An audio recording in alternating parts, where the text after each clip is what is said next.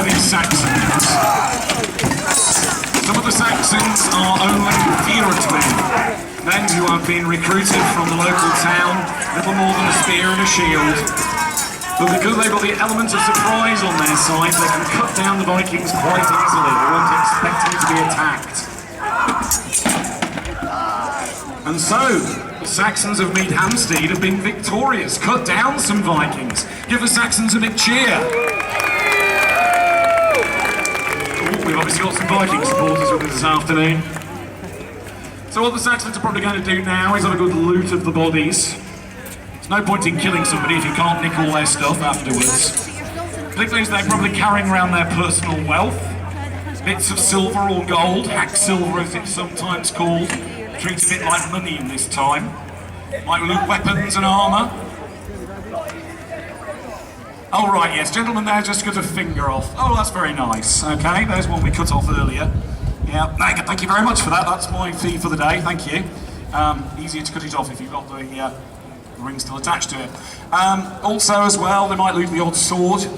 Swords were very expensive and highly prized. The best swords in this time were of similar quality in terms of the blades as samurai swords 1,000 years later. So, having been victorious, the Saxons are going to leave the dead to moulder and rot.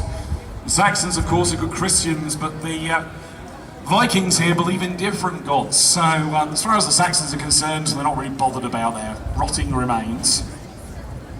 Now, we like to be environmentally friendly here at the Heritage Festival, so we're going to do a bit of recycling this afternoon, so you're all going to help us.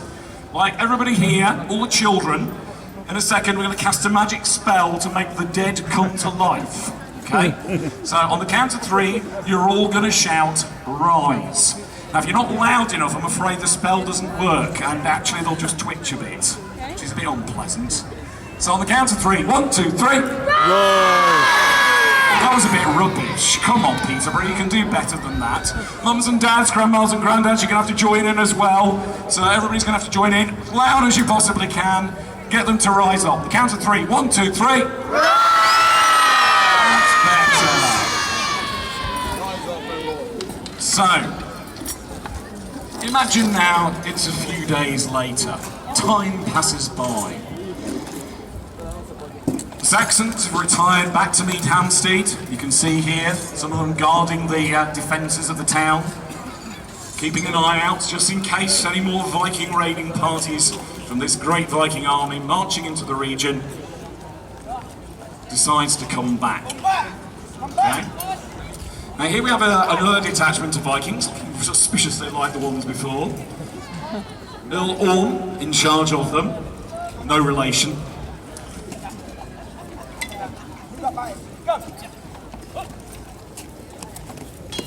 And word has reached the Vikings of what happened on this attack.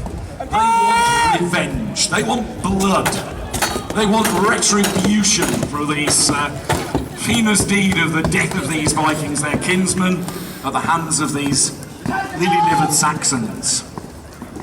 So, they're going to advance on the town and try and attack the defences. Try and break inside, smash their way in through the gate, perhaps try and hack their way over the fortress itself. Okay? You see some of them there have got long axes, trying to hook their way over the ramparts, hack their way through, cut their way in. The problem is, the Vikings aren't very good at siege warfare. They don't have catapults or trebuchets or siege towers, sorts of things we associate with attacking medieval castles. So they tend to get a bit confounded by fortresses. So the Earl here has obviously thought better of this whole business of attacking a town, pulled his men back, maybe look for another option now. Okay? Now here comes out so a deputation from the town to come and have a conversation. Perhaps persuade the Earl to go away. The gentleman in the robe you can see there, the scarlet-coloured cap and his crook, is the Abbot of Peterborough. So this is the man in charge of the monastery, come out with one of his brothers, one of his monks, to treat on behalf of the town. Perhaps he'll persuade the Vikings to go away, maybe he'll just bribe them, pay them some money to just clear off, go somewhere else.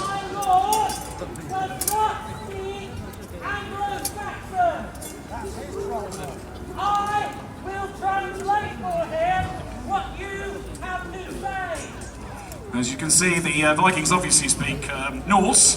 They have brought their own translator with them there to try and translate, establish a little bit of ground with the Saxons here.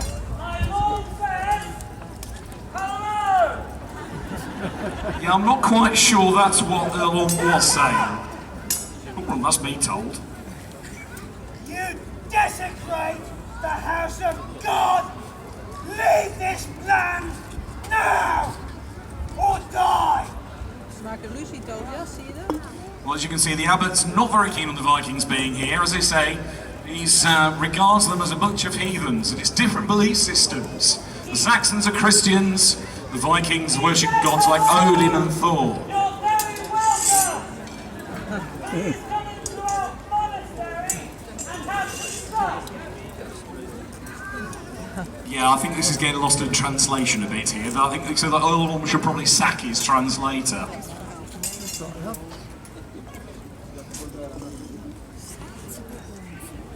If you don't leave, you will forfeit your immortal souls!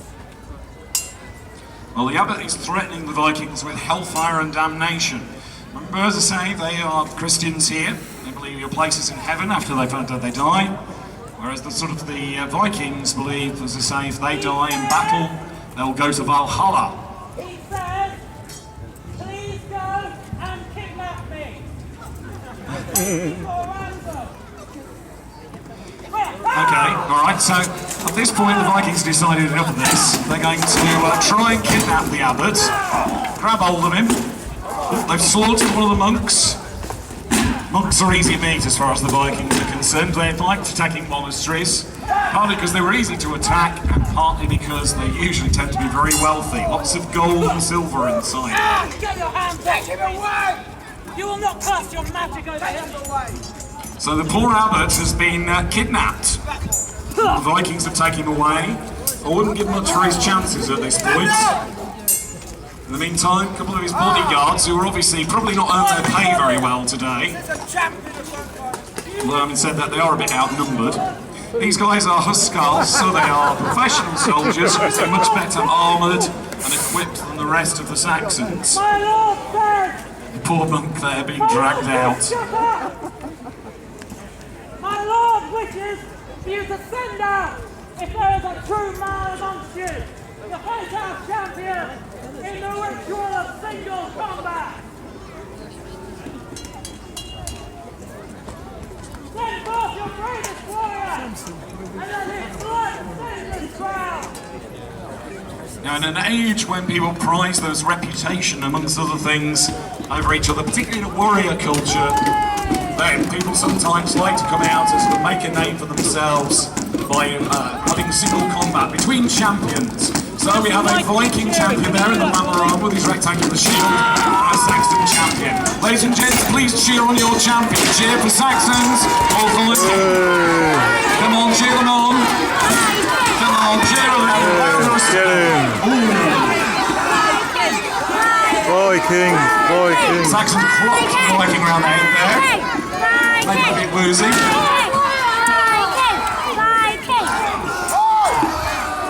Oh, Saxons there are taken down. The Vikings are not happy about that. Never mind the principle of single combat, they're just going to go in and attack.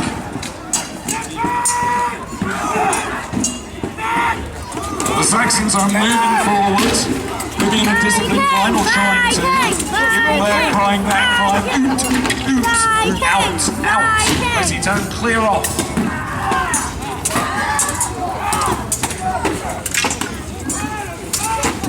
From his point of view, the Saxons are only townspeople, only a spear or a spear and a shield. Most armies at this period has consisted of these ordinary people that were brought in, very little in the way of weapons or equipment compared to professional soldiers. Most, of course, is not a military uniform, where he's wearing their ordinary clothes with whatever weapons and equipment they've got over the top. No uniforms like you see in later armies, like you might have seen with the soldiers from World War II and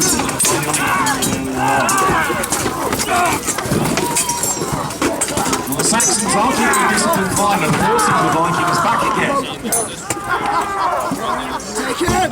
Take him alive!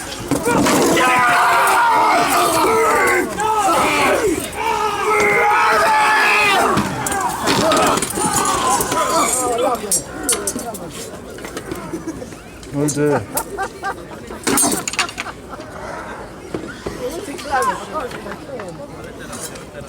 Ladies and gentlemen, it appears this afternoon the Saxons have won. Please give a round of applause, big cheer.